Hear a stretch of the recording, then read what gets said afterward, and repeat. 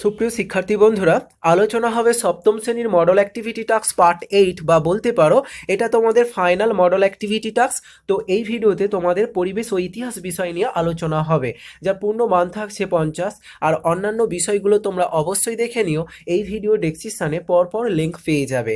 দেখো তোমাদের এখানে একের দাগে বলেছে ক স্তম্ভের সাথে খ স্তম্ভ মেলাও।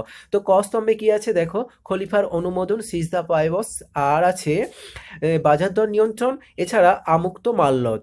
আমরা দেখে নেবো খস্তম্ভে কোনগুলোর সাথে এগুলো মিলে যায়। ঠিক আছে, তো দেখো প্রথম যেটা খলিফার অনুমোদন, এর সাথে মিলবে খ স্তম্ভের অপশান গ অর্থাৎ ইলতুৎমিশ। তারপর থাকছে সিজদা ও ফাইবস, তো এটার সাথে মিলে যাবে খ স্তম্ভের প্রথমটা অর্থাৎ অপশান ক গিয়াসুদ্দিন বলবন। তারপর থাকছে বাজার দর নিয়ন্ত্রণ, এর সাথে আমাদের মিল হবে যেটা, সেটা হচ্ছে অপশান ঘ অর্থাৎ আলাউদ্দিন খলজি।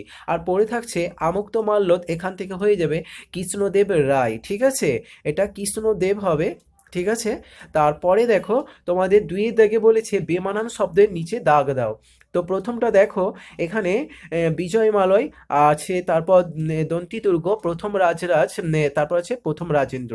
তো এখানে দন্তি দুর্গটা হচ্ছে বেমানান শব্দ। ঠিক আছে, এরপরে দেখো তোমাদের যেটা বরেন্দ্র, হরিকেল এবং কৌনজ গৌর, এখানে কৌনজ হচ্ছে বেমানান। তারপরে দেখো হলায়ুধ, জয়দেব, গোবর্ধন, উমাপতিধর, তো হলায়ুধ হচ্ছে এখানে বেমানান শব্দ।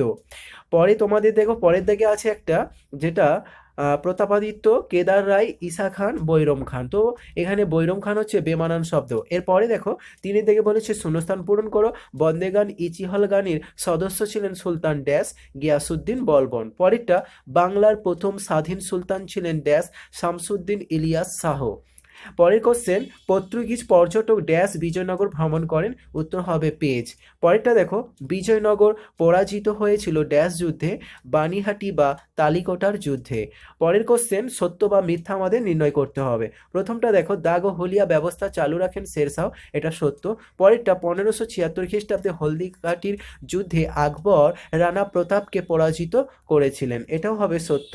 তারপর থাকছে মনসবদারি ও জায়গিরদারি ব্যবস্থা বংশানুক্রমিক ছিল, এটা হচ্ছে মিথ্যা। পরেরটা দেখো রাজিয়া তার মুদ্রায় নিজেকে সুলতান বলে দাবি করেছিলেন, এটাও হচ্ছে মিথ্যা। ঠিক আছে, এরপরে দেখো তোমাদের পাঁচের দাগে প্রথম প্রশ্ন আছে দিন ই ইলাহি, এখানে বলেছে দুটি বা তিনটি বাক্যে উত্তর দিতে হবে এবং উত্তর দেওয়ার জন্য তোমরা 2 নাম্বার পাবে। তো উত্তরটা দেখো, খ্রিস্টীয় 1570 এর দশকে মুঘল সম্রাট আকবর ফতেপুর সিক্রিতে নানা ধর্মের গুরুদের ডেকে ধর্মীয় নানা বিষয়ে আলোচনা করতেন। আর এই সব আলোচনার ভিত্তিতে তিনি দিন ই ইলাহি নামে এক নতুন মতাদর্শ চালু করেন, যেটা ফরাসি শব্দ দিন ই ইলাহির অর্থ হলো ঈশ্বরের প্রতি বিশ্বাস। আবুল ফজল ও উম, আবুল ফজল ও বাউনি এই ধর্মমতকে বা ধর্মতত্ত্বকে তৌহিদ ই ইলাহি বা স্বর্গীয় একেশ্বরবাদ বলে উল্লেখ করেছেন। আকবর বিভিন্ন ধর্ম থেকে নিজের পছন্দ মতো কিছু কিছু বৈশিষ্ট্য বেছে নিয়ে তার উপর ভিত্তি করে দিন ই ইলাহি তৈরি করেন এবং তিনি নিজের সভা সদস্যদের মধ্যে এর প্রচলন করেছিলেন। বেশ কিছু অনুষ্ঠান ও রীতিনীতির মধ্য দিয়ে তার বাদশাহের প্রতি সম্পূর্ণ অনুগত থাকার শপথ নিত। এই হলো দিন ই ইলাহি। এরপরে দেখো মনসব কি। তো আকবর সামরিক ব্যবস্থার একটি গুরুত্বপূর্ণ সংযোজন করেন, সেটি ছিল তার মনসবদারি ব্যবস্থা। মনসব একটি আরবি শব্দ, এর অর্থ হলো উঁচু স্থান। আর আকবরের শাসন ব্যবস্থায় প্রশাসনিক পদগুলিকে বলা হতো মনসব। এরপরে তোমাদের 6 দাগে বলেছে 4টি বা 5টি বাক্যে উত্তর দিতে হবে। প্রথম প্রশ্ন, পাল সেন যুগে কেমনভাবে কর আদায় করা হতো, উত্তর পাল ও সেন যুগে বা রাজারা বিভিন্ন ধরনের কর সংগ্রহ করতেন, সেগুলির নিচে আলোচনা করা হলো। এক, কৃষি কর। রাজারা উৎপন্ন ফসলের 6/1 কৃষকদের কাছ থেকে কর নিতেন। তাঁরা নিজেদের ভোগের জন্য ফল ফুল কাঠ ও প্রজাদের কাছ থেকে কর হিসাবে আদায় করত। পরেরটা দেখো বাণিজ্য কর। বণিকরা তাদের ব্যবসা বাণিজ্য করার জন্য রাজাকে কর দিত। 3, অন্যান্য কর। এছাড়াও প্রজারা নিজেদের নিরাপত্তা নিশ্চিত করার জন্য রাজাকে কর দিত। সমগ্র গ্রামের উপরে কর দিতে হতো গ্রামবাসীদের। হাট ও খেয়াঘাটের উপরে কর চাপানো হতো।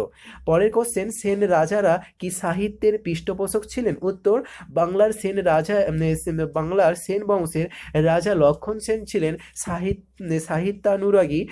অনেক কবি ও সাহিত্যিক তার রাজসভা অলঙ্কৃত করতেন। তাদের মধ্যে উল্লেখযোগ্য এক কবি জয়দেব। লক্ষণ সেনের সভাপতি জয়দেব ছিলেন বিখ্যাত সাহিত্যিক। তাঁর রচিত কাব্যের নাম হলো গীত গোবিন্দ, আর এই কাব্যের বিষয় ছিল রাধাকৃষ্ণের প্রেম কাহিনী। পরেরটা দেখো, ধৈ। তাঁর রাজসভায় আর এক কবি ধৈ লিখেছিলেন প্রবন্ধুত কাব্য। তারপরটা পঞ্চরত্ন। জয়দেব ও ধৈ সহ আরও তিনজন গোবর্ধন উনপতি ধর এবং শরণ লক্ষণ সেনের শোভা অলঙ্কৃত করেছিলেন। এই পাঁচজন কবিকে একত্রে পঞ্চরত্ন বলা হয়ে থাকে। এছাড়াও লক্ষণ সেনের মন্ত্রী হলায়ুধ বৈদিক নিয়ম বিষয়ে ব্রাহ্মণ সর্বনামে একটি বই লিখেছিলেন। লক্ষণ সেন নিজের ও পিতার অসমাপ্ত অদ্ভুত সাগর বইটি সমাপ্ত করেন।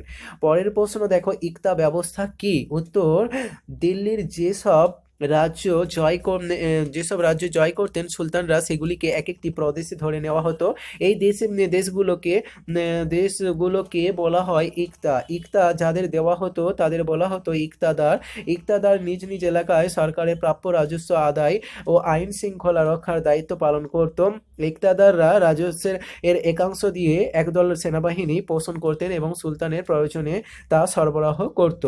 পরের প্রশ্ন, খলজি বিপ্লব বলতে কি বোঝো? 1290 খ্রিস্টাব্দে জালালউদ্দিন ফিরোজ খলজি বলবনের বংশধরদের ক্ষমতা থেকে সরিয়ে দিয়ে সুলতান হন, আর এই ঘটনাকে খলজি বিপ্লব বলা হয়। এর ফলে তুর্কি আভিজাত্যের ক্ষমতা চলে যায়, তার বদলে খলজি তুর্কি ও হিন্দুস্তানিদের ক্ষমতা বেড়ে গিয়েছিল।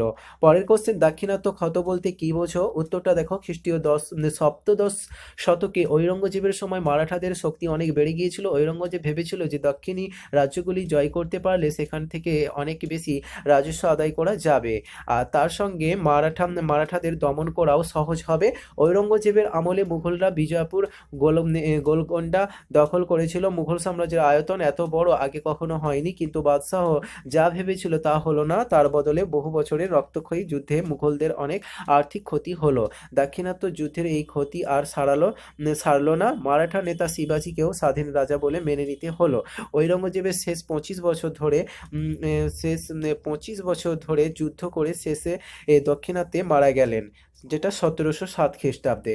পরে তোমাদের সাতের দাগে বলেছে 8টি বা 10টি বাক্যে উত্তর দিতে হবে। প্রথম প্রশ্ন, বখতিয়ার খলজির বাংলা আক্রমণের পর বাংলাতে কি কি পরিবর্তন ঘটেছিল? উত্তর দেখো, বখতিয়ার খলজি, যার সম্পূর্ণ নাম ইখতিয়ার উদ্দিন মোহাম্মদ বখতিয়ার খলজি, 1208 খ্রিস্টাব্দে মাত্র 17 জন অশ্ব আরোহী সেনা নিয়ে নদিয়ার রাজা লক্ষণ সেনকে পরাজিত করেন। নদিয়া জয়লাভের পর তিনি সেখানে মুসলিম শাসন সাম্রাজ্য স্থাপন করেন। বখতিয়ার খলজি তিন দিন যাবৎ নদিয়া লুটপাট করেন। লক্ষণ সেনের বিপুল ধনসম্পদ দখল করেন। এমনটি ভৃতবর্গ ও হস্তি তার হস্তগত হয়। প্রায় বিনা যুদ্ধে বখতিয়ার খলজি বাংলার একাংশ অর্থাৎ নদিয়া দখল